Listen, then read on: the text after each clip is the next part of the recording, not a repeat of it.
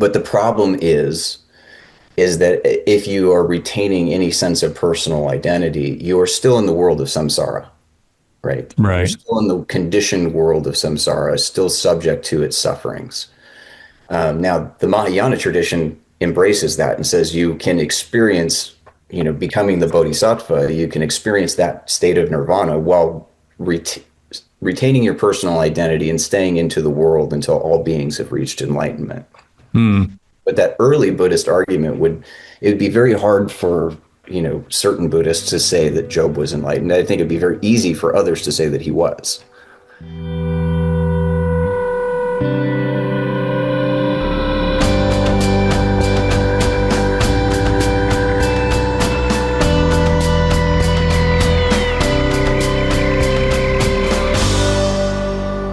All right. Thanks, Jed, for joining me. Today, Jed and I are doing probably a long overdue discussion, but we're going to do a discussion on the Buddha and Job.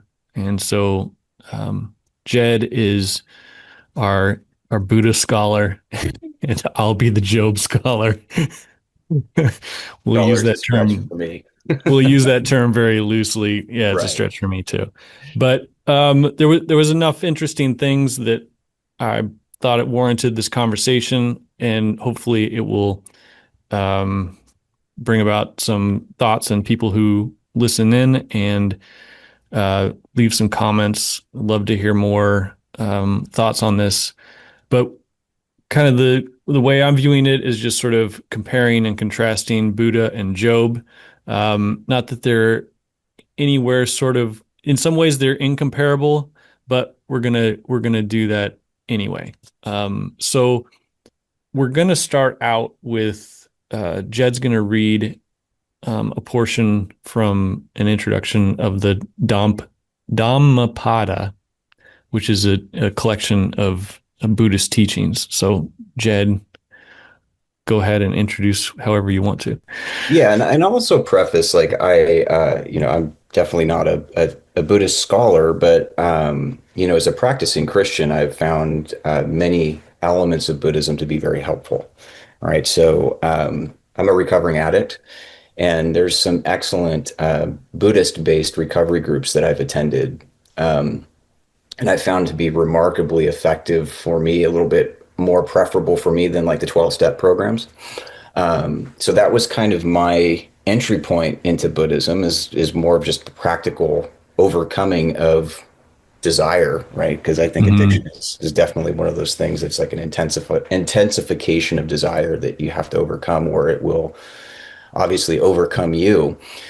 So, my interests in Buddhism is more in the practical side of just, living a clean and sober life. But I've found that, in the years that I've been interacting with Buddhist material, that Buddhist meditation, like especially Zen meditation, is something that I practice regularly. And there's some great literature by Thomas Merton on the connection points and divergences. Like these are different. Buddhism is different than Christianity, and they don't agree at every point. All right. So I'm not trying to convert anybody to a way of thinking here, but just as someone who appreciates the realm of Buddhist thought and how they deal with the problem of suffering, I find it to be broadly complementary. There's some areas where there's tension and disagreement, but some broad complement.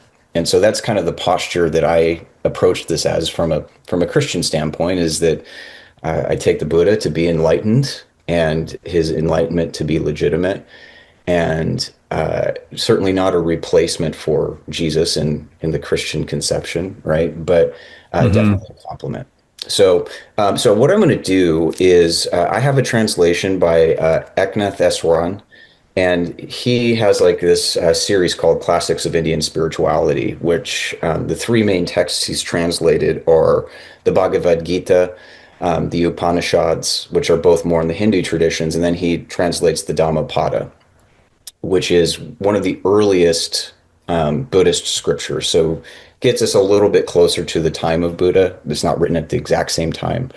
But he has this wonderful introduction that really kind of lays out a kind of a compact biography of Siddhartha Gautama and his movement from royalty to the enlightened one, and kind of what his journey was. So I'm going to read a little Hmm. selection, just focusing on the Buddha's awakening, which is What really what year was this? The so. is Buddha was third, fourth probably century?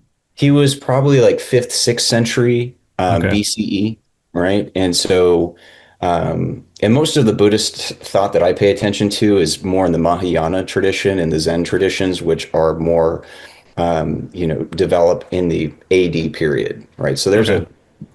there's not like one branch of Buddhism. There's several. It's similar in that way to respect to Christianity. It's like, well, Right. when you're saying Buddhism, it's like kind of which brand, you know? Yeah. But this is kind of a little bit more.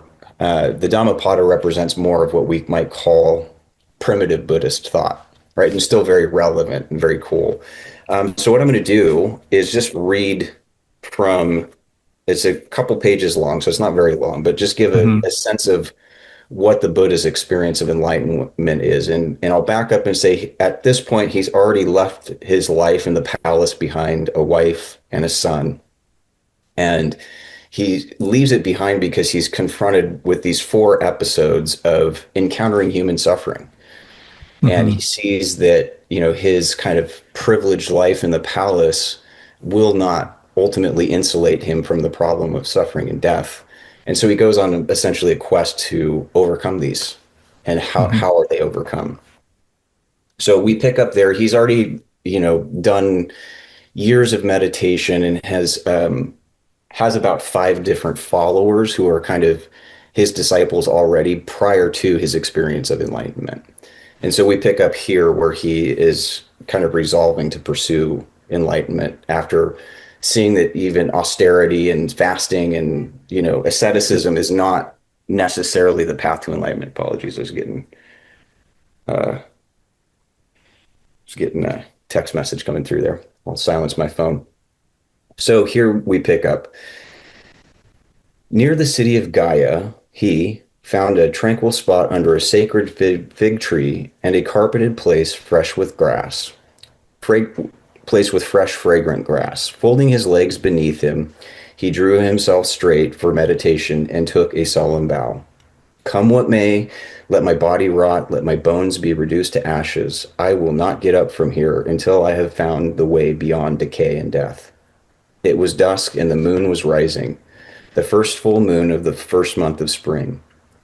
Thus determined, full of peace, Siddhartha passed into deep meditation. When the senses close down and concentration flows undisturbed by awareness of the outside world, then the chronicles say Mara, and that Mara is like a Satan figure in Buddhism. Mara, Hmm. the tempter, came much as Satan came to tempt Jesus in the desert. Mara is death and every selfish passion that ties us to a mortal body. He is the quote, striker who attacks without warning and never plays by the rules. Any kind of entrapment is fair. First, Mara sent his daughters, maidens of unearthly beauty, each accompanied by exquisite ladies in waiting. Any of them, Mara promised, Siddhartha could have as his own. The Buddha to be sat unmoved and deepened his concentration. Next, Mara assailed his meditation with fierce armies, lust, cowardice, doubt, hypocrisy, the desire for honor and fame. Like a mountain unshaken by an earthquake, Siddhartha concentrated and continued his plunge deeper into consciousness. Finally, as he neared the frontier in consciousness that divides what is transient from what is deathless, Mara appeared and challenged him in person. Who had given him the right to escape his realm? The Buddha did not try to argue, but it is said that he placed his palm on the earth, and the earth itself gave witness. The voices of millions of creatures could be heard crying out that he had come to rescue them from sorrow. At this, Mara ordered his armies to retreat. The dark waters of unconscious closed over Siddhartha, and he slipped into that profound stillness in which thought stops and the distinctions of his separate personality dissolve. In this profound state, he remained immersed throughout the night. When dawn came, the tree under which he sat burst into bloom, and a fragrant spring breeze showered him with blossoms. He was no longer Siddhartha, the finite personality that had been born in Kapilavastu. There we go.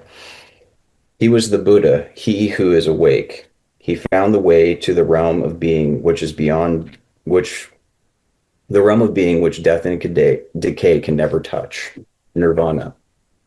Unaware of his body, plunged deep in a sea of joy and free to remain until the end of time, the Buddha could have had only a faint recollection of those still caught in selfishness and sorrow. But the needs of the world cried out to him, the chronicles say, and his heart was moved to pity. That slim thread of recollection was enough. Drawn by the will to lead others to the freedom he had found, the Buddha traced his way back. Then Mara played his last trump.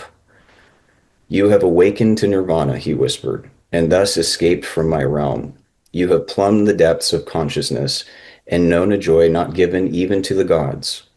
But you will know how difficult, but you know well how difficult it has been. You sought nirvana with your eyes clear and found it almost impossible to achieve.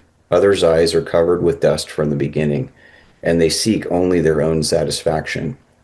Even in the midst of sorrow, do you see anyone throw the toys of the world away? If you try to teach them what you have found, who do you think will listen? Who will strive as you have? How many will even try to wipe the dust from their eyes? For a long time, the Buddha sat silent, contemplating the impossibility of his mission. These questions shook him to the depths. In a world of sleepwalkers, how many would listen to someone returning from a world they would probably never see, coming to say that love always begets love and violence only breeds more violence?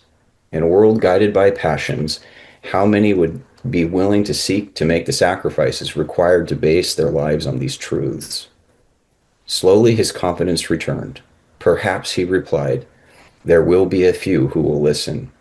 Dust covers the eyes of all, but for some it is only a thin film. Everyone desires an end to suffering and sorrow.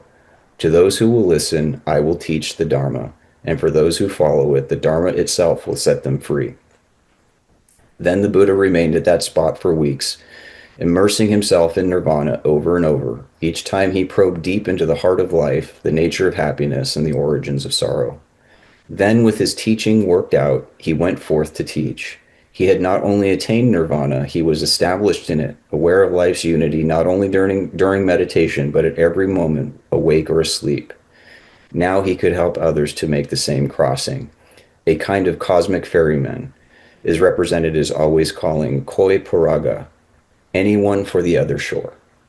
And there's the account of his experience of enlightenment. That's great. That's really good. Um, yeah, there's so many interesting things that came to mind. It kind of started, and he was trying to find the way beyond decay and death. Right. When you see a similar motif pop up in Job and in Buddha is like this place of the accuser, right? Hmm. Is Oh yeah. almost like a Yep. catalyst for, I think both of them experience a kind of enlightenment, but along very different lines. But you see this appearance of these similar patterns at the same time, which is really interesting. Yeah, it is interesting. Like even how Mara is described as the one who strikes or the striker and doesn't Right. play by the rules. Like that's very much how well it is and isn't like the accuser in Job, where the accuser seems to have to play by God's rules, but he's trying to manipulate things. You can sense it within those rules, you Right. know, by accusing Job of not being righteous and actually having some corruption in him, to get God to allow him to strike Job. Right. Right. Right. And it will be interesting to kind of explore too, because there's definitely differences Yeah, between yeah. Buddha as well. As far as like I mean, they both kind of have this beginnings in a positive, state where suffering is Hmm. right? But they're kind of the catalyst for them confronting the reality of suffering was very different. It seems like Job is getting it externally imposed, which is a reality even in Buddhist thought, is like, what do you do when you're suffering under the karma that is not your own cause, right? So Right. later Buddhist poets really deal with that question. You're not seeing that directly Really. in the account for the Buddha himself. Hmm. Um, but it seems like suffering is this thing for Job that kind of comes out of the blue and is imposed upon him, right? And for the Buddha, he's seeing it in a different register. He's seeing it as something that's woven into the very fabric of life that cannot be escaped. Hmm. Like we're all going to have to deal with that. And so it's like it's very interesting that their starting points are similar but very different at the same time. Yeah, you get the sense that some of this is woven just into the fabric of the world in God's response. Mm-hmm. Because God's response is not an explanation of the justice of the situation, but it's this larger picture of the world as posing all sorts of questions similar to Job's that are sort of unanswerable.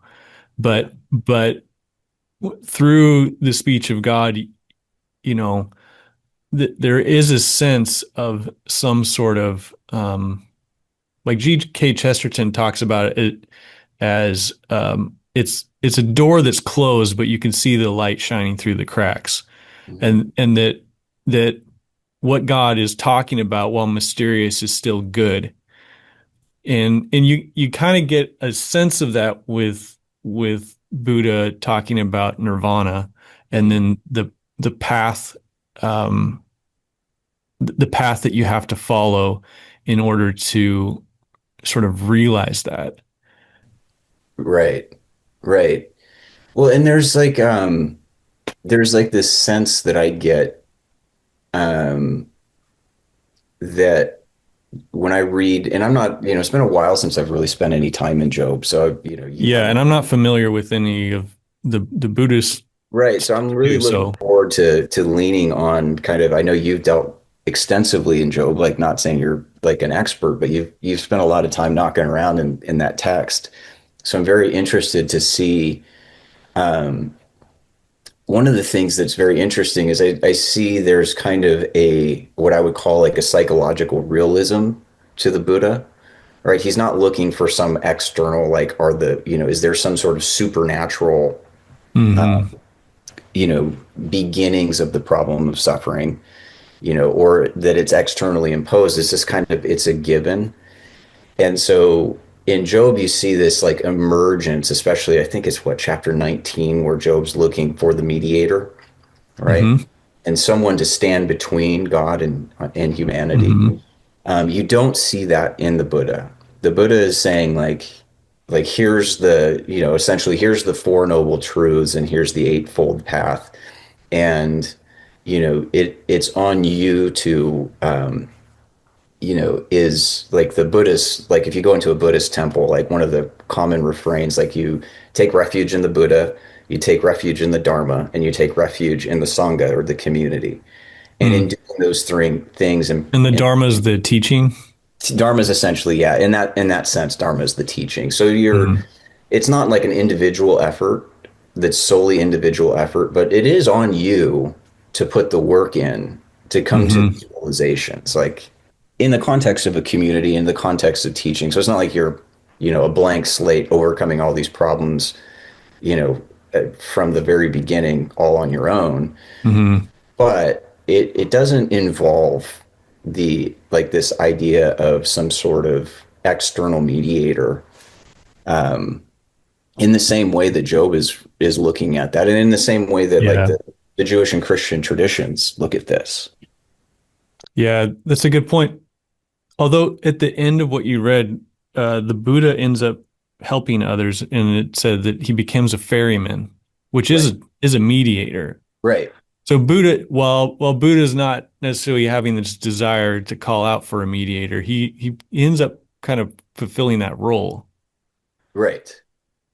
Right. It is interesting too because even if you get into like the text of the Dhammapada itself, like The psychological realism, it's not that Buddhists don't believe in sin, right? Hmm. As a potential cause for suffering. They do. And there's language that intimates that. Um, but sin seems to get dealt with in a sense by what we might call in the Christian is not through like some external forgiveness coming through like the mediatorial role of Christ, but actually in the repentance and the changing of the mind and the reorientation of the outlook. Hmm. And so your repentance allows sin to kind of fall off. It allows you to deal with the negative and positive ramifications of karma from a new place of awareness. Hmm. And I think that there's a way that even in a even in a Christian mindset that can be valuable. But obviously, I bracket that off because I do see like a very sin kind of as Paul puts it, like in Romans, is it's almost like this cosmic force that has to be dealt with and overcome, and it's beyond the human capability to overcome Hmm. powers of sin and death, and it requires the work of Christ to overcome that. Like I still hold Right. to that. Yeah. But Yeah. even within holding to that, um, I see the Buddhist teachings as also a healthy way to own our own personal responsibility for suffering and to suffering in a way that doesn't get us off the hook, right? You just got to put in. Hmm. And I think any coherent Christian spirituality does the same thing, right? Doesn't grace does not eliminate your responsibility to your own life and to the lives of the others around you. But so there's some elements there that I find to be fruitful even from a Christian perspective of examining Buddhist teaching and practice. Let me, I'm going to share my screen with you. That'd And be awesome. And I'm going to shut my window here. I got a lot of cross noise coming in. yeah, yeah. So what I'm putting up on screen here is uh, an excerpt from the Dhammapada and then an excerpt from the Book of Job. And I was having a hard time trying to pick which part of Job to kind of pair with this. But let me just read the Dhammapada here. And this kind of goes nicely with what you were just talking about with sin. And so you can see the verse numbers here. This is towards the beginning Yeah, of the Dhammapada. And does this, the Dhammapada seems like there's a progression it is. Yeah. throughout Yeah. It and it kind of kind of begins ends with the on a, baseline and expands outward. It does. yeah. So here it says, the evildoer mourns in this world and he mourns in the next. He mourns in both. He mourns and suffers when he sees the evil of his own work. The virtuous man delights in this world and he delights in the next. He delights in both. He delights and rejoices when he sees the purity of his own work. The evildoer suffers in this world and he suffers in the next. He suffers in both. He suffers when he thinks of the evil he has done. He suffers more when going on the evil path. The virtuous man is happy in this world and he is happy in the next. He is happy in both. He is happy when he thinks of the good he has done. He is still more happy when going on the good path. Um, it almost kind of reminds me of some of what Moses says in Deuteronomy about if you follow the law Right. and you will be blessed in the land, and if you forget the law and don't obey, there'll be a curse, this blessing and cursing, um, and and so part of it's interesting how the book of Job converses with Deuteronomy, but even just sort of this concept of evildoer on the evil path, good virtuous man on the good path. Hmm. So here's the excerpt from Job. This is in chapter 21, so this is kind of later on. But Job is it doesn't say it in this part, but Job is always sort of talking about uh, the path, but it's always in terms of I don't know where the path is. It's hidden from me. It's veiled. I'm clouded in darkness. God knows, I don't know, and he won't give me the knowledge that I need. So So Job says, "Is my complaint against man? Then why should I not be impatient? Look at me and be appalled. Put your hand over your mouth. When I remember, terror takes hold, and my body trembles in horror. Why do the wicked live on, growing old and increasing in power?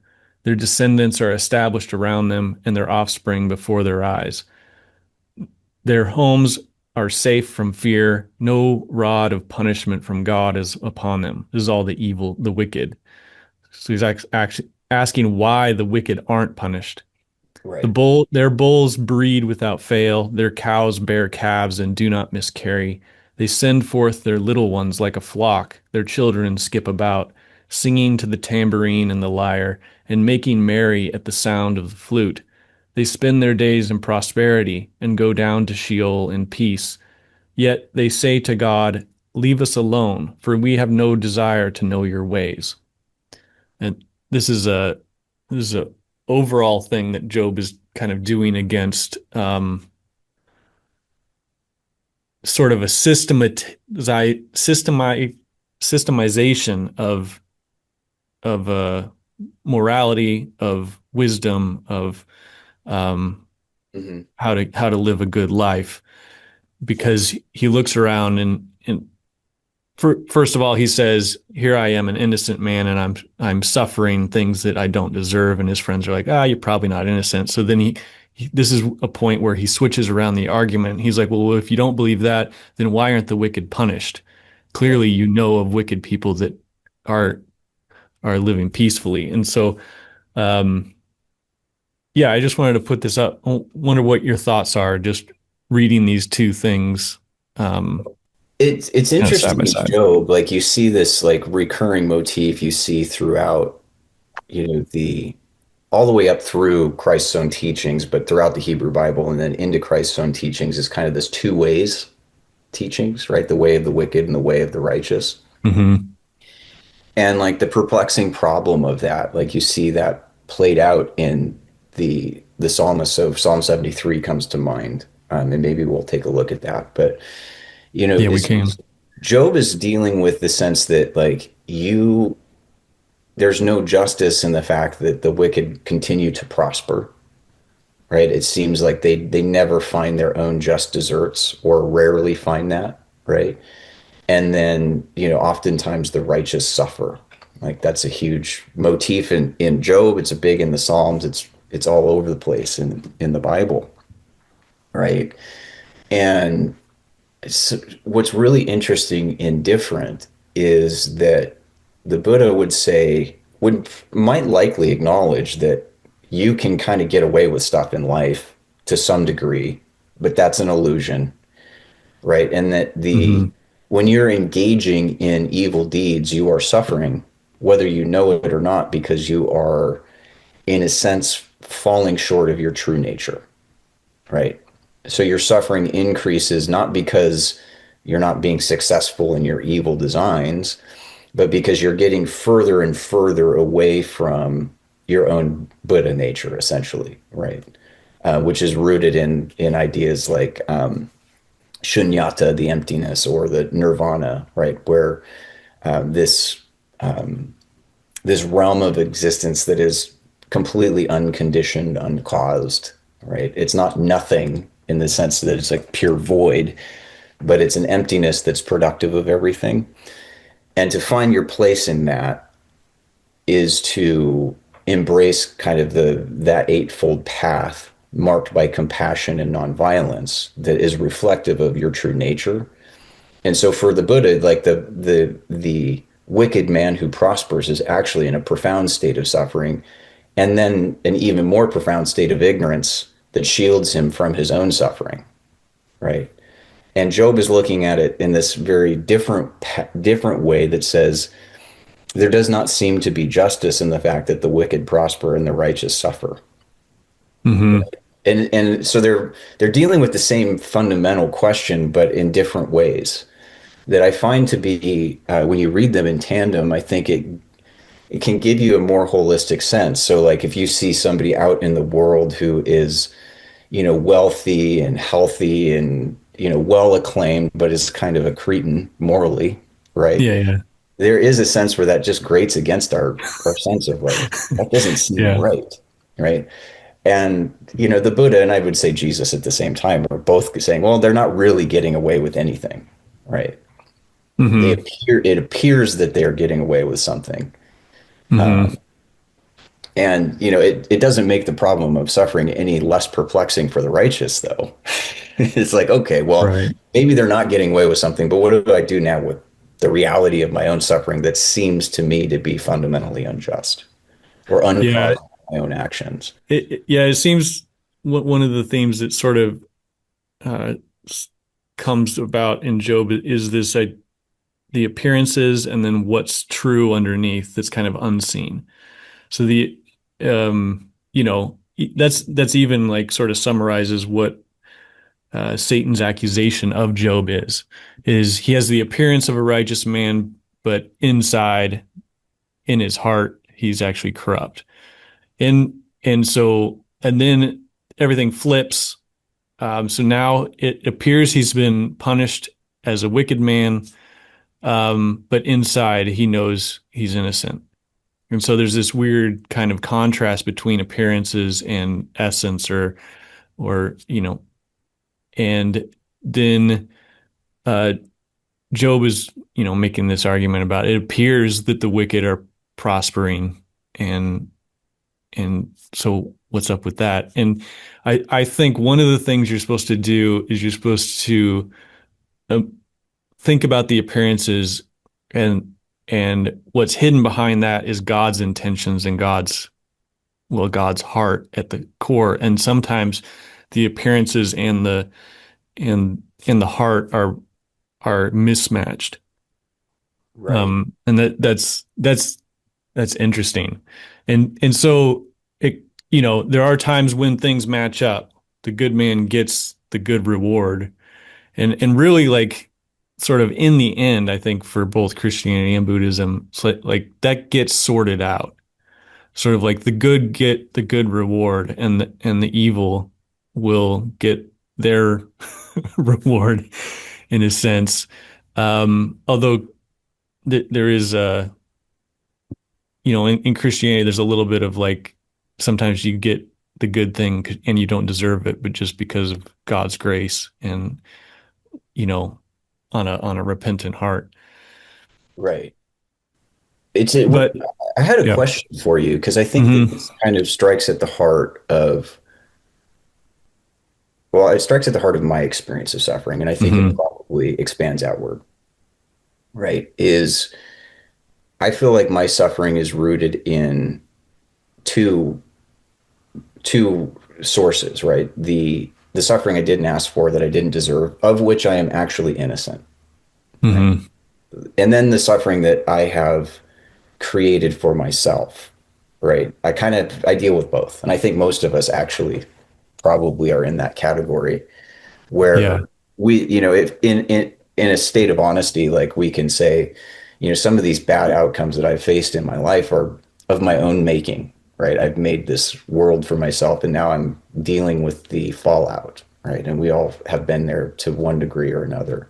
Hmm. And I think there's a healthy realization that's in that, but what can get lost is there is like this element that we're innocent of, right? And so I could point to like my experience as a recovering addict. Like I'm responsible for my addiction, right? I'm responsible for the actions that and the negative effects that those produced in my own life. But what was the antecedent to the triggering moment for a lot of those addictions were rooted in traumas that I had no control over, Right. right? And you have to like so dealing with like there's a grace in dealing with addiction I've learned. It's counterintuitive, but it does force you to really deal with those questions in a very open and honest way. And for me, the open and honest way has been, sometimes puts me at odds with my own evangelical tradition that kind of falls more into that strict Deuteronomistic kind of theology Hmm. that's, or a kind of a truncated, distorted version of that if you do good, good will come to you. If you do bad, bad will come to you. And the reason why you're dealing with these bad things is some sort of defect, you know, Right. that is of your doing. And it's like, well, that's helpful, but only to a point, right? Is like, some of these things that I'm suffering through, I didn't pick them. Like no rational, sane person Right. would pick them, right? And my addictions come kind of coterminous with the struggles with mental illness, right? And you don't Hmm. pick a mental illness; it kind of picks you, you know. Hmm. And so, my own navigation with the problem of suffering has led to that. So I'm curious, like how, how are you seeing that kind of as we're teasing some of these contrasting views on suffering? I think there's overlap too, significant overlap. Yeah, yeah. There's Well, differences. Like how do you account for those? Like as you kind of think through the problem of suffering, maybe even down to personally what that means for you. yeah, well, what comes to mind first is just the contrast of how these two scriptures line side by side sound. And the Dhammapada is more like Proverbs Yeah, very sounding. much. And really you could put the Book of Job side by side with Proverbs and you kind of get the same effect Right. where you can sense in Job's line like is my complaint against man, then why should I not be impatient? Look at me and be appalled. Put your hand over your mouth. Like that's a certain sort of like you can feel his the disturbance that's in him when he's saying these things. And I kind of was thinking about, how would I was curious, like how would a Buddhist view Job? Is he enlightened at the beginning and then struck and then has to deal with something that um you know here he is, a righteous enlightened man, and then he's dealt with unfairly by all the rules of the known universe that he Mhm. understands, and and and he doesn't deal with it patient. Like it's funny because he gets lauded for his patience, but he's very um he wants an answer, and he even says like um I'm going to die. I don't have a lot of time, but I do have the breath in my lungs, and so I'm going to say what I think because if I keep it in, it's you almost get the sense like is it Jeremiah where he says I tried to not speak, but then it burned in my heart and I couldn't help but speak. And then when I speak, it's terrible also. And and so you get this, with the Buddha, you get a sense like even in the story, like he when those temptations came his way and he was able to overcome them, then he slipped into stillness through the night, and then on dawn of the next day he awakened. And this is almost like Job's exact opposite experience. He he is faced with the temptations in the prologue. He's tempted to curse God, and even his wife comes and says, "Why don't you curse God and die?" And he says, "No." Um, but then his night is full of tossing and anguish and just he's troubled to his core. And then it seems like the dawn of the next day, he is also awakened once he sees God. And so there's this strange contrast between the stillness of the Buddha through the night and then the turbulent turmoil of Job through the night. And I wonder um if if a I wonder if a Buddhist would look at the end of Job and see him as enlightened at the end or not, or I don't know. Those are some things that That's they're like. interesting. Like, it's an interesting question. I mean, I can't, I would hesitate to speak for all Buddhists everywhere. in all times or anything like that. I'm not a Buddhist either. So, Well, even in the story of the Buddha, it said that he strove through difficulty. right. And you know, but at least in what I know, like you don't hear about the actual troubles. Well, You you kind of hear don't about them in reverse, like when you hear as about the troubles kind of in his early encounters with the problem of suffering, that hmm, is like the catalyst of a crisis, right?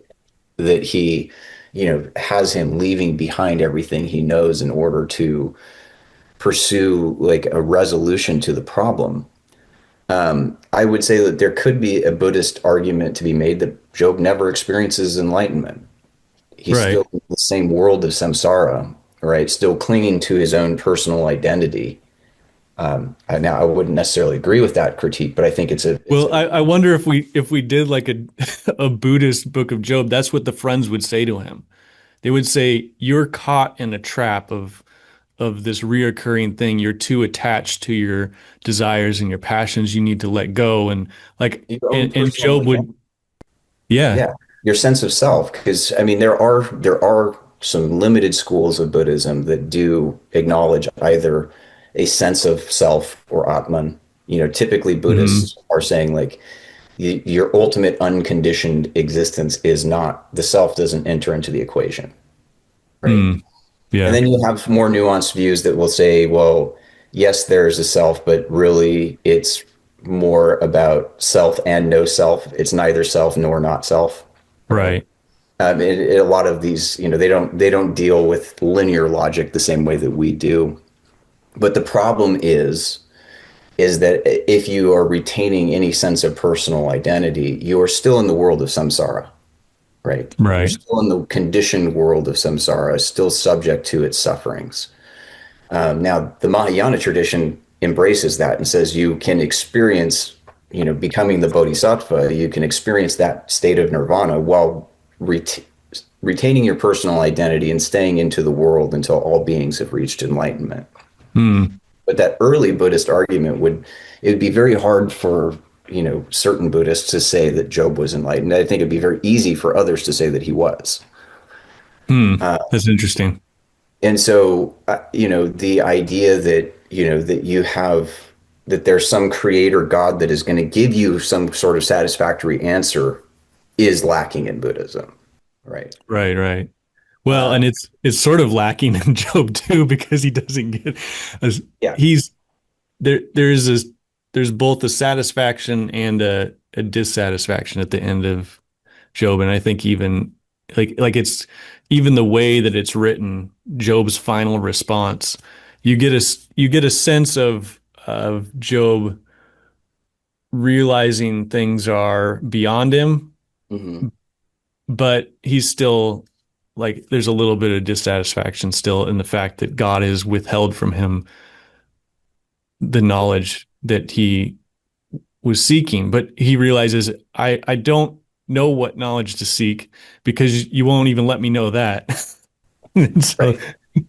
Right. Well, and one of the things I come to is someone who, like, I benefit tremendously from Buddhist and Hindu mhm, forms of thought and meditation, and certain Hindu forms of metaphysics, I think, are very complementary with, classical Christian metaphysics and can help kind of, they're good dialogue partners. They help mutually inform each other in unique mhm, ways. But in those broadly dharmic traditions, like there seems to be this recurring motif, not in every instance, but recurring, where the goal is in some sense the loss of the self or the absorption of the self into the divine, right? mhm, And I think that maybe if we were looking at that in the question of our nature or our essence, that really I think still there's a good case to be made that there's tremendous wisdom there. It doesn't deal with the problem of being a person, though, right, quite like the Western traditions and like Christianity. I think our abiding contribution to just world spirituality in general is the person, right? We spent mhm, centuries debating Christ's personhood, the personhood of the various mm, of the Trinity, and like, how the Father, Son, and Spirit as hypostases share the same nature. So we've spent a lot of time working out the problem of the person in a way right, that's really unique. And you see that like in Job's sense of him wanting that mediator that can redeem him as a person, Hmm. right?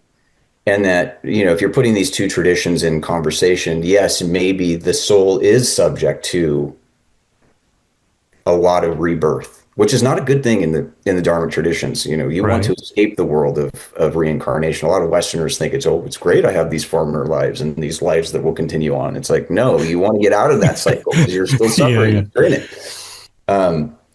But like for this emphasis that this incarnation, this person that I perceive in some sense of like with psychological realism is a real entity, like that is the object of the redeeming work of Christ that makes that same reality not just your true nature but your actual personhood and everlasting quality, Hmm. right?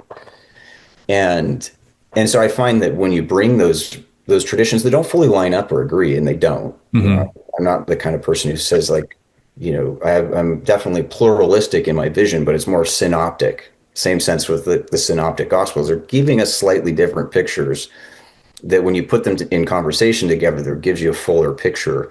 Same kind of thing here is like Christianity and Buddhism are not the same.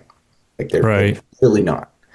But when you put them in conversation with each other, they surface these very interesting questions about, again, reopening the question about the ultimate nature of suffering and reality Hmm. beyond suffering, right? And for Christ, he's holding out, I think, the promise of personal existence beyond suffering, which is Right. unique. Yeah, it is. It's very unique. But it Okay, I doesn't. want to. But it doesn't like. There's not a sense where there is a sense where suffering needs to be overcome. But even as the Book of Job is going to indicate, it's not. You're kind of the only way out of it is through it, which is also in Buddhism, but with from a different register, from a different perspective and foundation. Yeah, yeah. It seems like Job is almost giving you like the live play-by-play view, and it's not necessarily. You wouldn't want to make proverbs out of some of the things Job says. Like, all right, kids, let's turn to Job chapter 3 and curse the day of our birth now. And you don't want to make like uh, a series of steps, but um, I do find the book of Job like comforting, um, sort of not having to fear some of the reactions to suffering, I guess, for both myself, but it's also been really helpful um when people around me are suffering and you're like, what do I do in this situation? Like you kind of want have this reaction, you're like want to do something to help and make it stop, and sometimes you just need to be there and not be a condemning voice. Like that right there can kind of win the day, even if you don't know what to do. You can kind of just be there. Yeah. And some things like that. Okay, I want to read these two, or I'll read this first one and Okay. get your thoughts. So here's the Dhammapada here. If a man's, and this is still towards the beginning, like I Yeah. said, if a man's thoughts are unsteady, if if he does not know the true law, if his peace of mind is troubled, his knowledge will never be perfect. If a man's thoughts are not dissipated, if his mind is not perplexed, if he has ceased to think of good or evil, then there is no fear for him while he is watchful. While he is watchful. So, I'm going to compare this to Job 3. This is at the very beginning of Job, and this is his lament. He says, why is light given to a man whose way is hidden, whom God has hedged in? There's that path that's hidden. For my sighing comes instead of my bread, and my groanings are poured out like water. For the thing that I fear comes upon me, and what I dread befalls me. I am not at ease, nor am I quiet. I have no rest, but trouble comes. Um,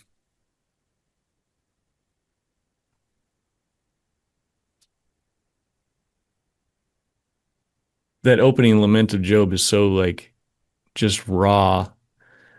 Um, Well, this is kind of interesting because I think there's like there's different directional emphases here.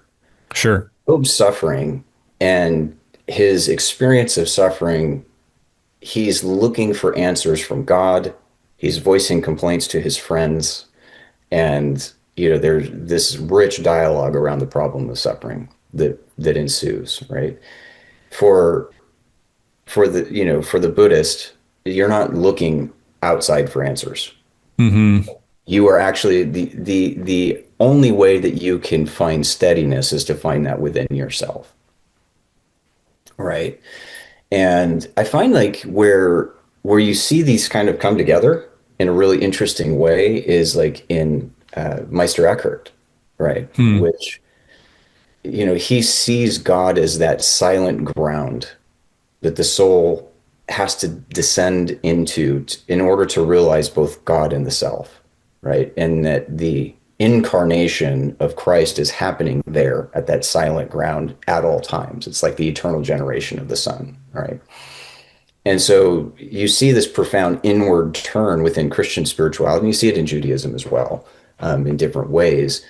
But in the book of Job, Job is not going inward other than expressing his own inner agony, but he wants an answer for it.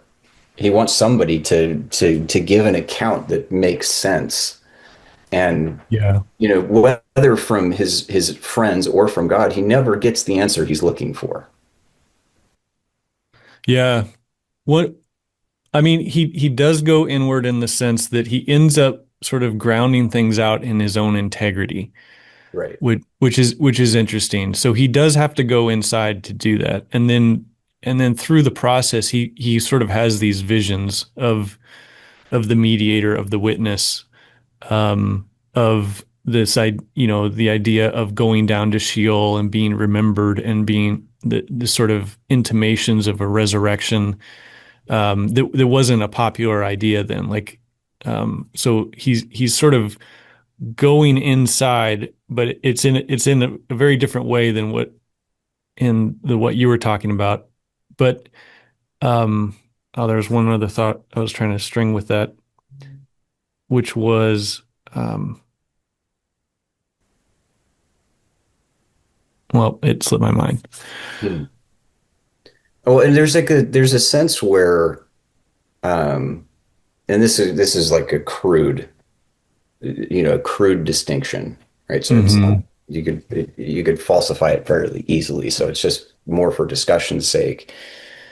Is like there is a sense where Buddhism is trying to get you to the ultimate nature of reality, like some essential features of reality. So it's more of an essential truth, right? And what I see Job is where he's more satisfying, to be honest with you, is in his existential, like it's more existentially satisfying to see a person not, in the kind of the peaceful repose of meditation, trying to iron out these problems within, but somebody who is giving voice to the reality of suffering and demanding some kind of sense out of it, even if sense Hmm. is not offered in the end. Right? Job has no clearer sense when he ends his journey than he had when he began it, as far as the cause of suffering or anything of that sort. But what we have is a sense of, I think, existentially that tracks onto, especially for us in the West, right? It tracks more, with more existential coherence to our own experience of the world. And what Buddha is saying Yeah. is like that experience of the phenomenal world is different than the fundamentals of like an ultimate reality of nirvana or shunyata. And so, it'd be interesting for someone like to go through Job's ordeal, but from like that kind of that Buddhist place where Job isn't talking to his friends, he's, under the tree meditating and working out these problems and coming to some sense. But he may never arrive at an understanding that this suffering was imposed from the outside beyond his own will, Hmm. because that seems to be completely hidden from his view. Yeah. This. I'm getting like there's the two images, Buddha under the tree there, and then Job at the gate of the city. Uh, and the gate of the city was where the men would gather to hash out their ordeals, and that might be two good contrasting images to keep in mind because Job really sees himself as a man of justice and not necessarily justice as in dealing out right and wrong, although it involves that, but it's more of a sense of the the shalom or the peace of the city of his community, that kind of thing. And so when Job describes how things used to be. I think this is in chapter 29. He describes how he would appear at the gate and people would basically be in awe of him showing up, and the princes and nobles would put their hand over their mouth, and Job would speak, and his words were like the latter rain toward to them, and because he could come, he could hear the arguments, and then he could immediately propose a solution that would put everyone at ease and put peace into the situation, do justice, this sort of thing. And so when Job is looking for a solution to suffering, he doesn't do like the Buddha does and goes sits under a tree. He imagines going to the gate and then facing God and having this argument. But then that's why he has to picture the mediator coming, because Job always was that mediator figure that would sort things out in his city. And so he needed a mediator. He's like, how could, he's aware of the ridiculousness of the situation. He's like, who could put his hands on us both me and God, and tell God to do anything? Like he wouldn't, first of all, that would never happen. Even if it did happen, he wouldn't listen. And even if he did listen, then he wouldn't take the advice or do anything. His wisdom is greater, his power is greater. Like I'm sort of at this loss. Um, and so I think, you know, yeah, I guess Job is really a man of justice approaching um, this whole issue of suffering. Right. And that justice, like, it's not like, I think you're right to say that it's not primarily like jurisprudence and legal and Yeah, forensic. yeah. Like, is his Job's sense of justice is his own sense of inner integrity and uprightness, right? And that inner integrity, uh, you know, in some sense, like, he's running into this huge problem of his own inner integrity is not matching his own realm of experience, and through this profound suffering he's going through opens up his aperture to see that it really doesn't play itself out very well for anybody, No.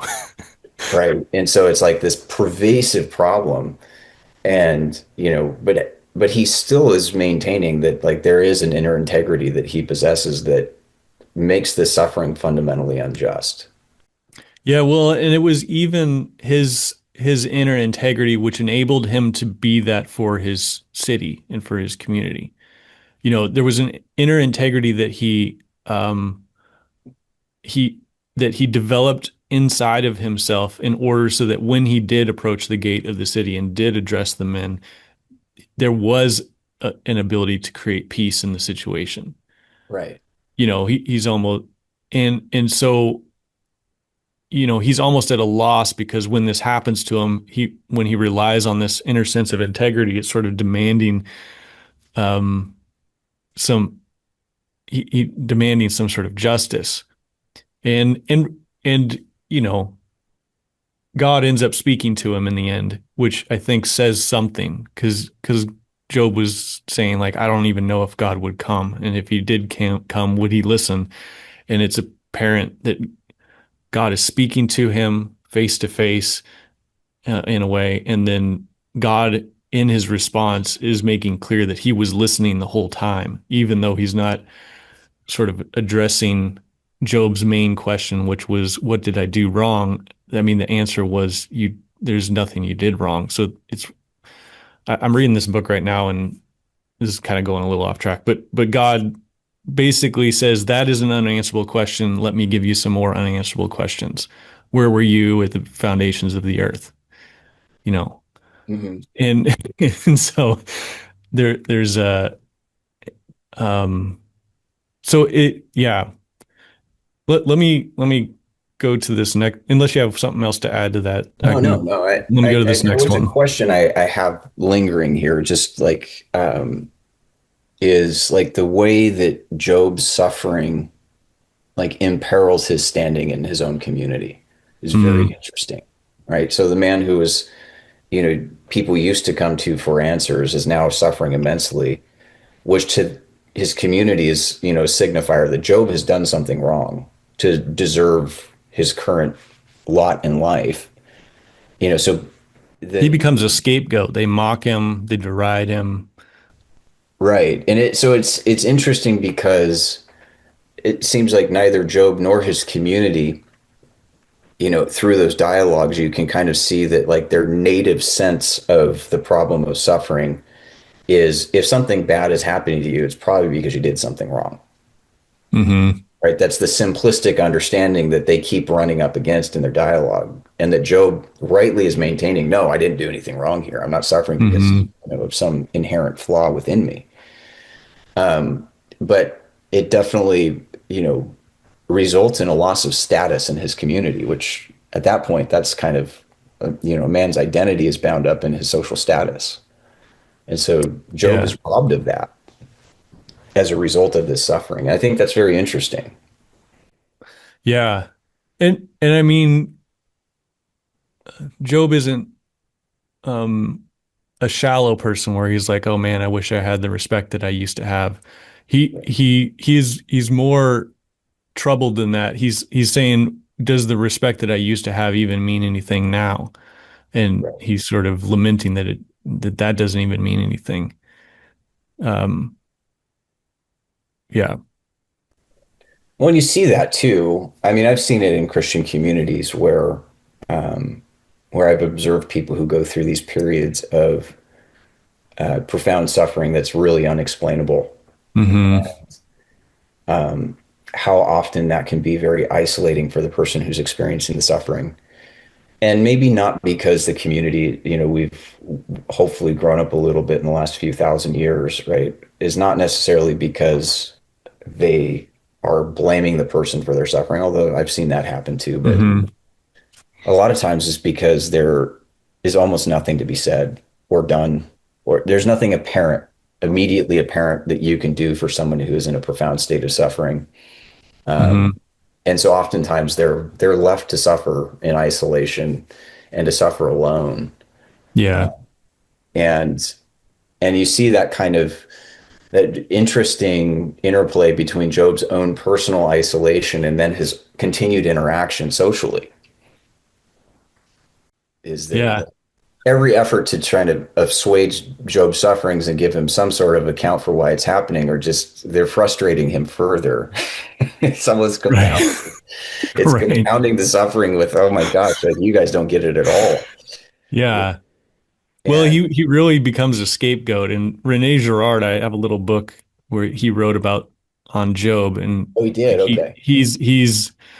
he basically it's after he has sort of developed his uh his theories, and he reads through the book of Job afresh, Hmm. and he just writes about how amazing it is. He sees all these scapegoat mechanisms in the crowd coming against him in these different metaphors that are being used. And um, does Buddhism have a scapegoat type character or a scapegoat type story or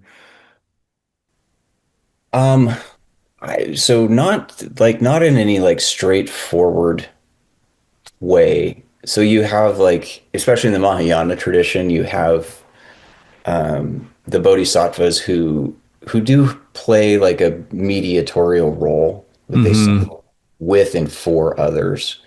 right.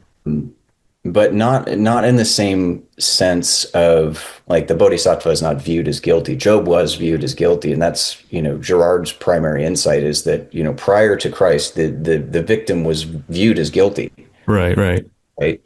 Or bearing guilt in some way. You don't see that same dynamic in Buddhism where like the same scapegoat mechanism. Hmm. Usually usually like when you're dealing with the problems of karma and samsara, you're dealing with something that is woven into the very fabric of the world. So like we're all implicated in it in some way. Hmm. And for the Buddhists, they too want to seek a way beyond that. But the mediation is not a sacrificial mediation. We'll Hmm. put it that way. It's like mediated through, the example of Buddha, his teachings, and within the framework of the community where the Dharma is practiced, essentially, Hmm. is more of the mediatorial, plays more of the mediatorial role. Interesting. Yeah. I think Job, I've been talking about this with Yosef, but I think Job follows the pattern of Joseph. And there's it, he's mentioned in Psalm 105, and it says, Psalm 105 is kind of talking about the history of Abraham through Moses till they go into the promised land. And the section of the song about Joseph says that God sent a famine. He was going to cut off the supply of bread to the land, but he sent a man on ahead of them. Mhm. And so that's the imagery, is a man being sent ahead into the future. And he has to suffer all these things. He's sold into slavery. He's in prison. He's Right. falsely accused. He's, ignored after, giving the interpretation of the dream. He's ignored and forgotten, and until finally he's recognized, and then he's brought to be in charge of all of Egypt, and then it's through that he's able to save all the descendants of Abraham. And Joseph's a man who doesn't sin. But you don't, in the Joseph story, you don't get like an account of his internal psychological state as he's like going through all these troubles. Where you do with David, like David, you get the Psalms while he's in exile. He's anointed king, but Saul's on the throne, and there's, this is that weird thing, but that the outside appearances don't match the inside. It looks like he's a rebel and a troublemaker who's, wandering around, but he's actually the anointed king of Israel. And then the king is actually, you know, in rebellion, and has already, Samuel told him, he's like, you're not king anymore, but he's still king. And so you have this mismatch between reality and appearances. And then but you get a sense of like what David goes through. Right.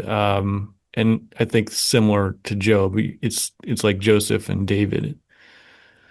Well, do you see like from your long journey through the book of Job, like the resolution to the problem in Job's restoration? Um, I struggle with that when I read through Job, right? There's a lot to it. It's actually like to me is almost more problematic than his own suffering, Like right? getting new kids and It's stuff. just like, hey, I'm just gonna, I just lost my entire family and everything that is important to me in the world, but I get them back in a different. It's like it doesn't negate the loss, right? It's certainly, I No. mean, it's a nice recompense for suffering righteously, but the loss is not mitigated. The loss remains, Yeah. and And well, there's even traditions, midrashes where Job keeps he retains his skin disease for the rest of his life. It doesn't say that in the text, but they're yeah, like he was never healed. It never says he was healed. It just says he got back his stuff. So he probably, so there's stuff like that. There's like hints yeah, in the end. like the critical readings that say that the ending is added on and potentially like added Sure. on at the same time as the beginning.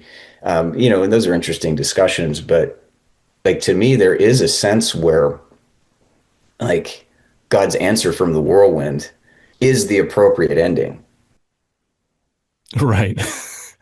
right? Right. And it's like, it's like, okay, yeah, it's nice that Job gets thrown a bone at the end, but like it doesn't really negate anything he went through.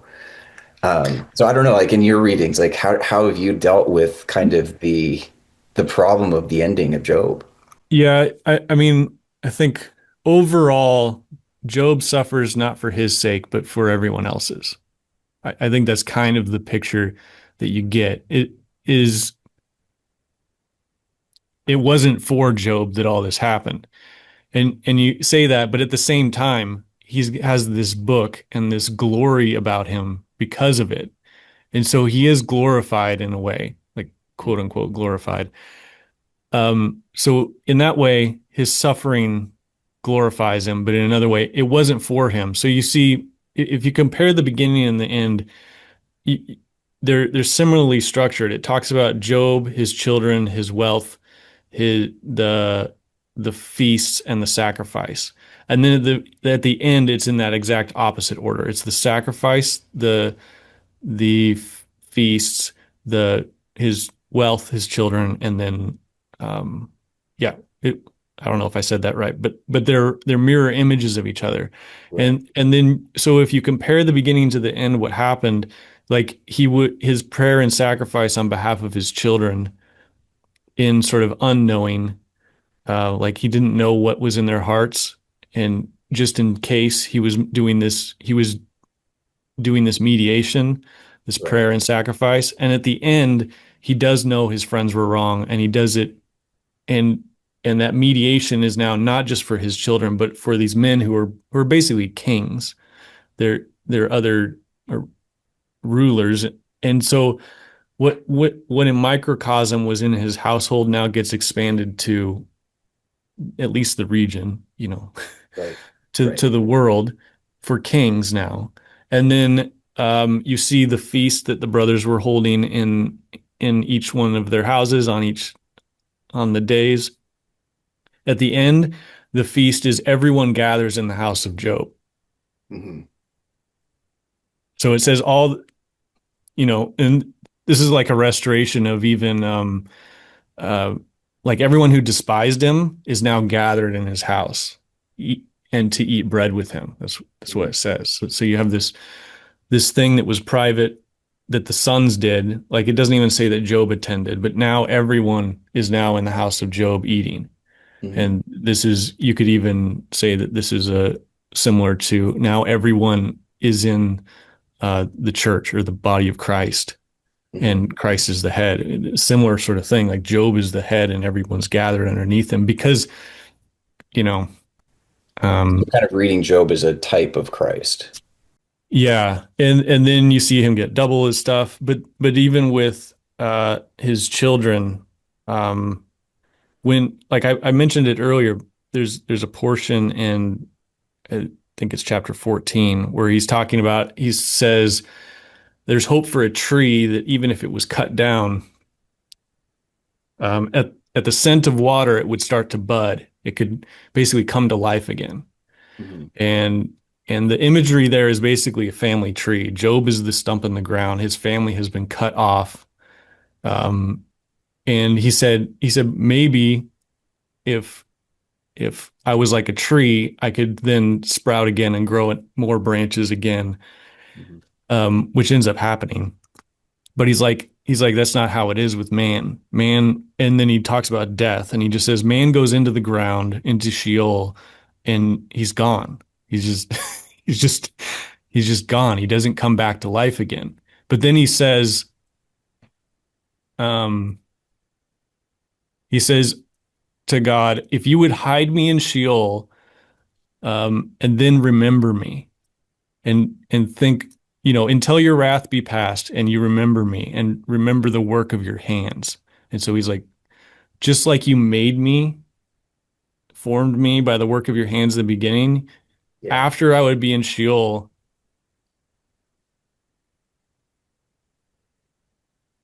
you would you would make me again.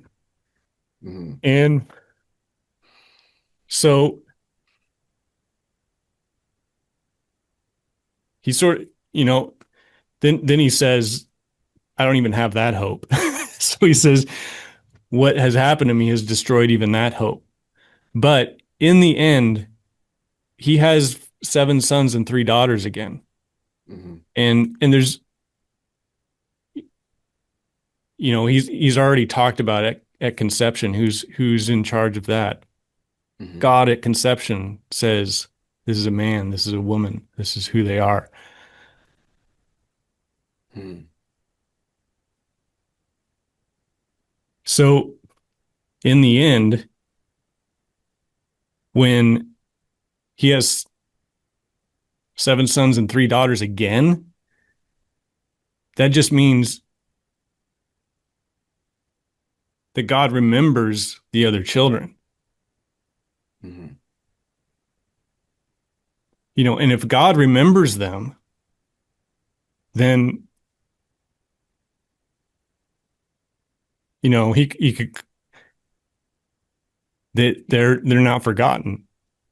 Like Right. in like a metaphysical sense, they're not forgotten. So it's not there. So you got to remember this is before Christ. This is before a lot of thoughts, Jewish thoughts about resurrection and stuff. So this is like the beginnings of these ideas of resurrection, of sort of being founded in the memory of God. And if God doesn't forget you, he could remake you. And so I think Job having seven sons and three daughters again is God. How long did that take? That was 12 years, 15 years in the making. Yeah. You just imagine Job after 5 years, and he's like, oh, three sons and a daughter. That's great. But he keeps having more children until finally seven sons and three daughters again. Hmm. And so it's just like God speaking in that way, saying, I didn't forget. I didn't. And so if they're remembered, then this is huge if God remembers. Hmm. That's really that's beautiful and like very, very interesting. So this is not Buddha or Job, Yeah, uh, yeah. but I was, so I attend worship at Episcopal Church, and Hmm. the one in my town. I typically like to go down to the cathedral down in San Diego just because the smells and bells and the worship is really beautiful. But that's about a 45-minute drive for me.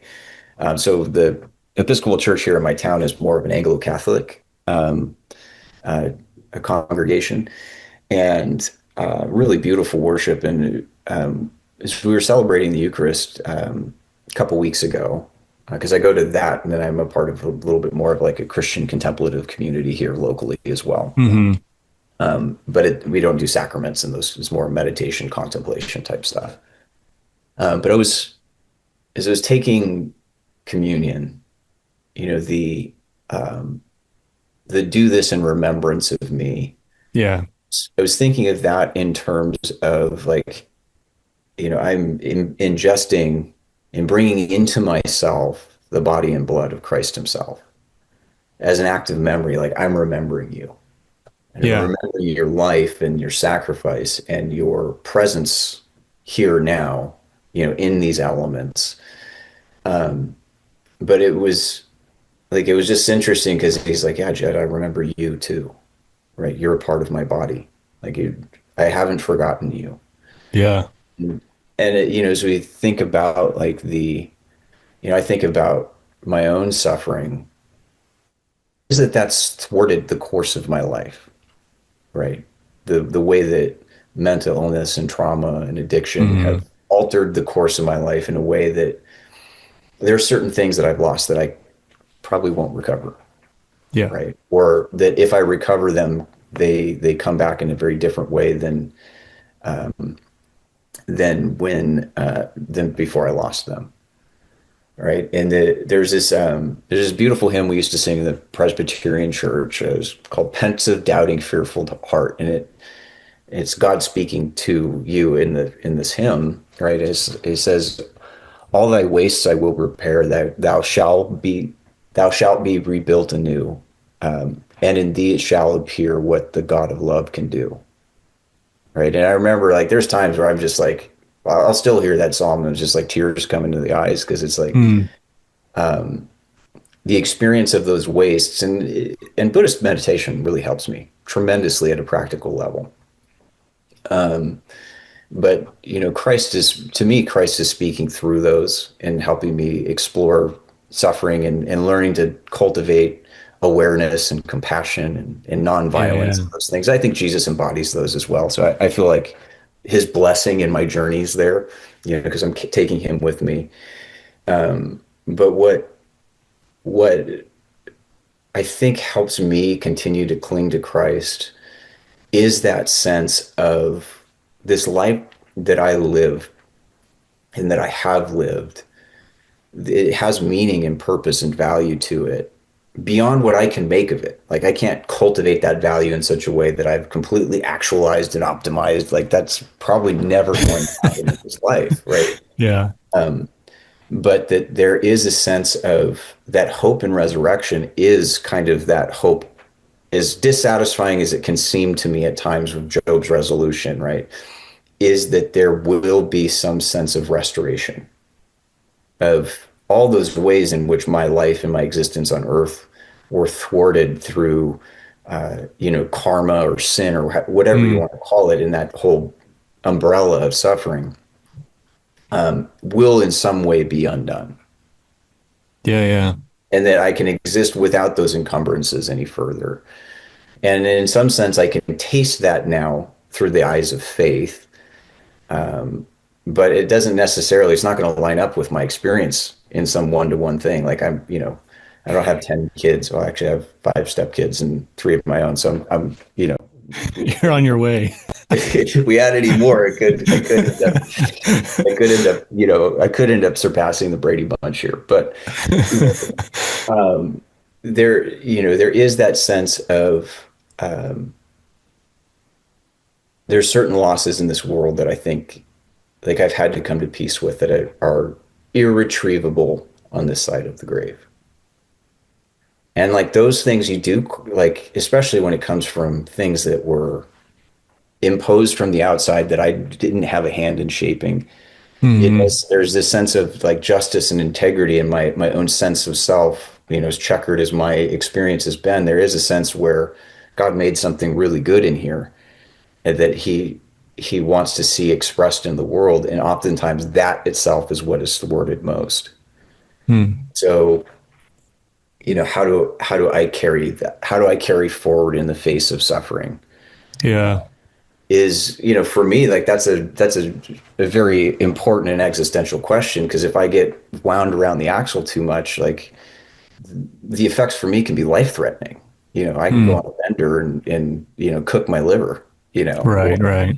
and so there's certain things that I have to be aware of, that there's certain kinds of suffering that I have to be very sensitive to not intentionally bring upon myself at the same Hmm. time, right? Is like Yeah. it's a sense where there's suffering that's going to come in that like I know it's like that's not my fault, and I don't feel guilt over that.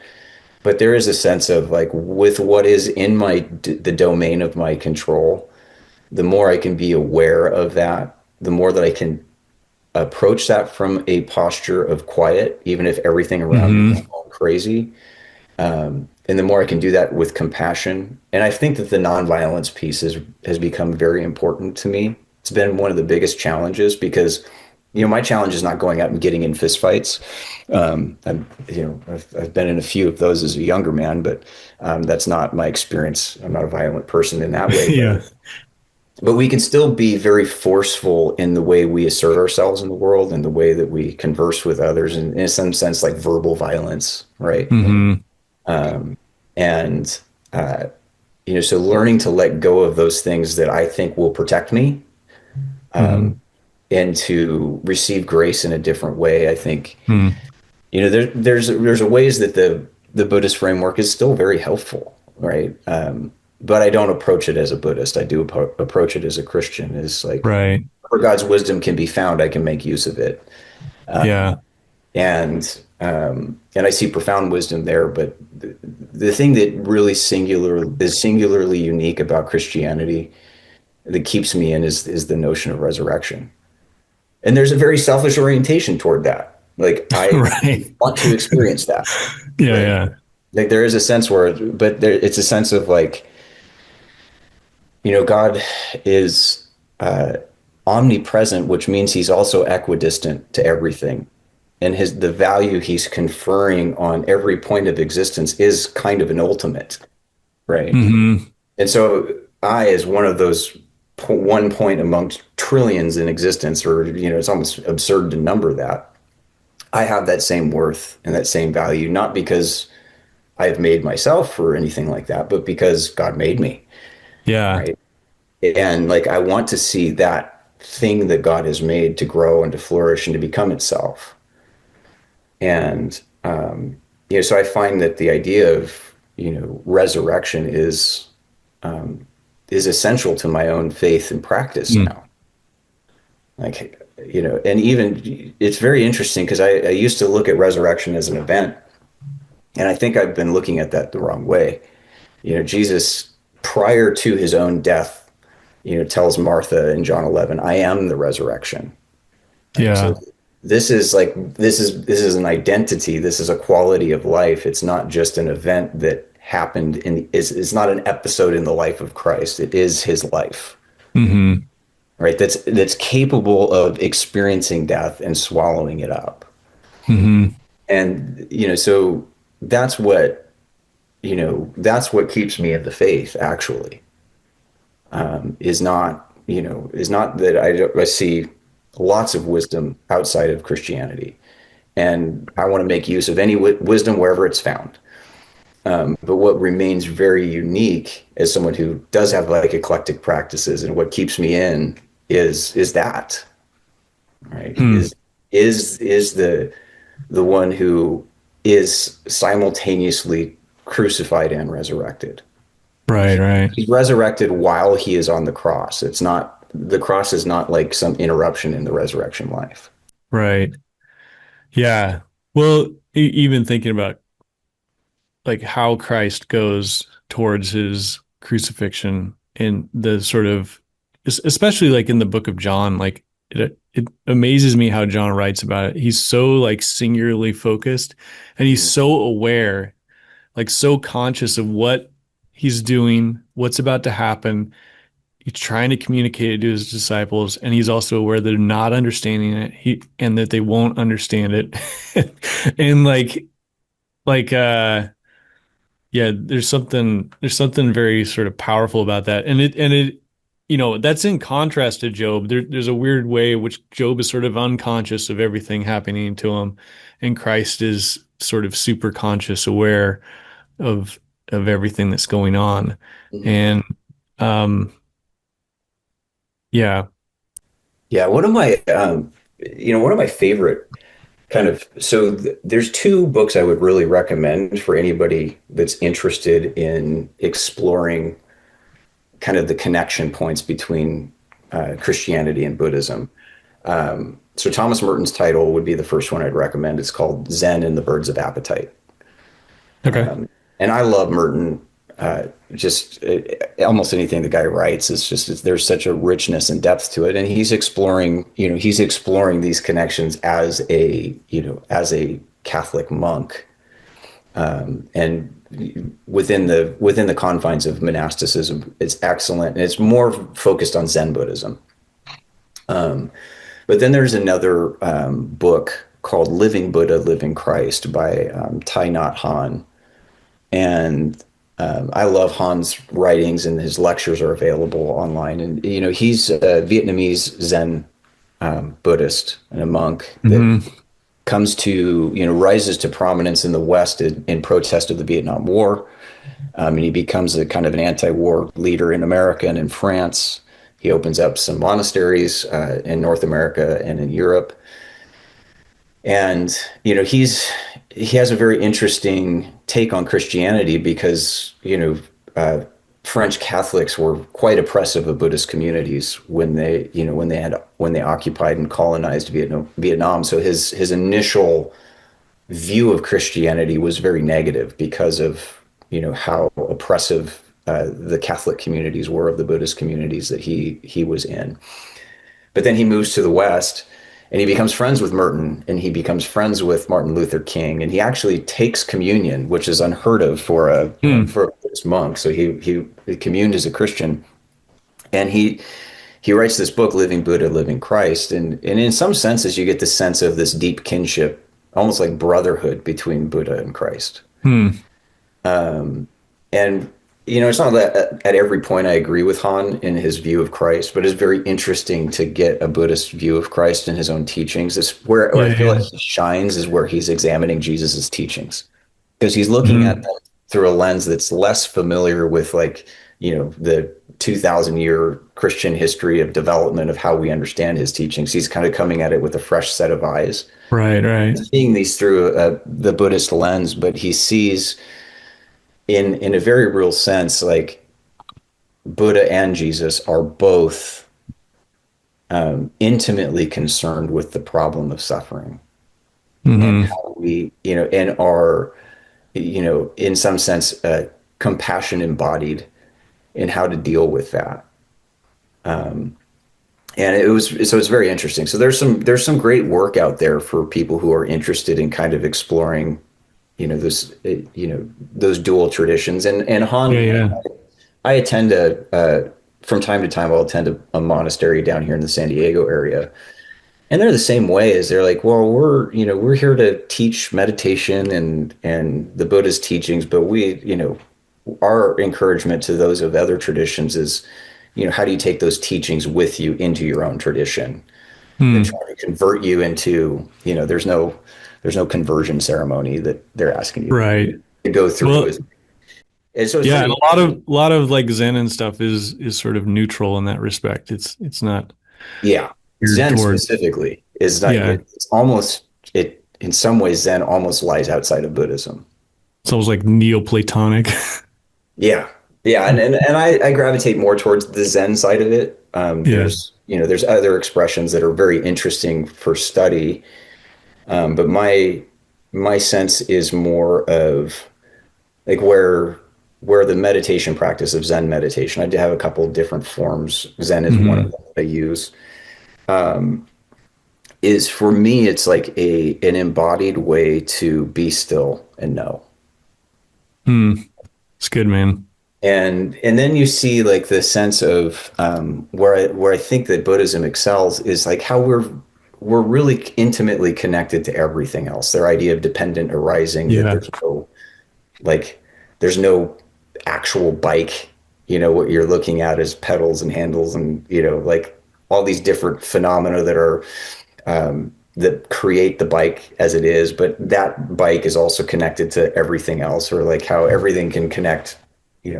A flower can be an icon of reality itself, right? Because everything is in the flower and the flower is in everything. So Hmm.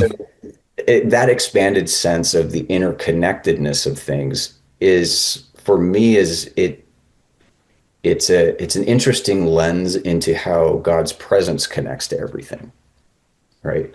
Hmm. And so there's like tremendous spiritual depth in those traditions that I'm able to draw off of.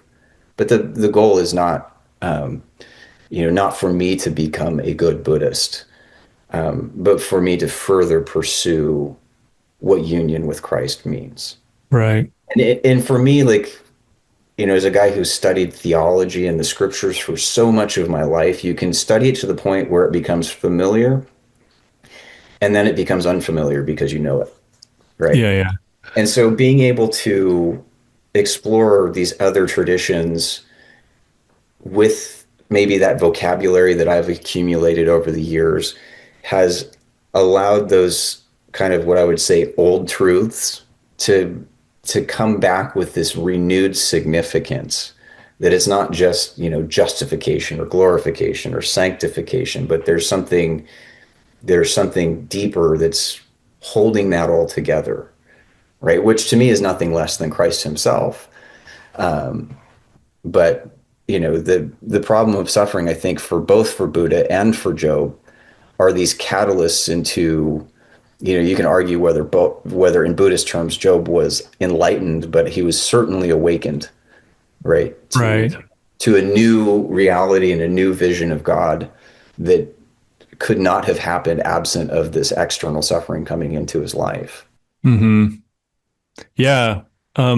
I think we'll wrap up here because that was a great way to end it, Jed. Um, but maybe a future discussion would be to talk about the interconnectedness of all things and look at God's speech in Job and maybe I'll send you an email about Yeah.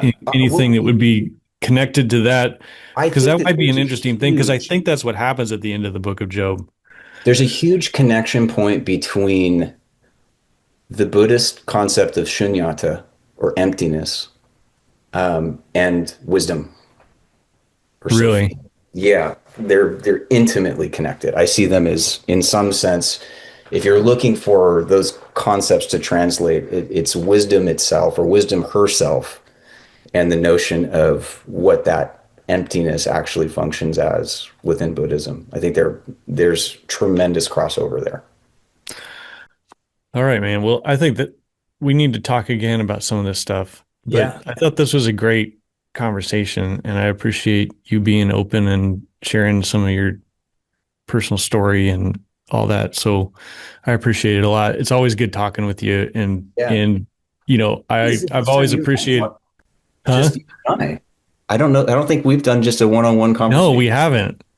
We've It's been been in good. conversations like kind of on Voxer or on Discord or something, but never one on one. So yeah, but Yeah, this is great.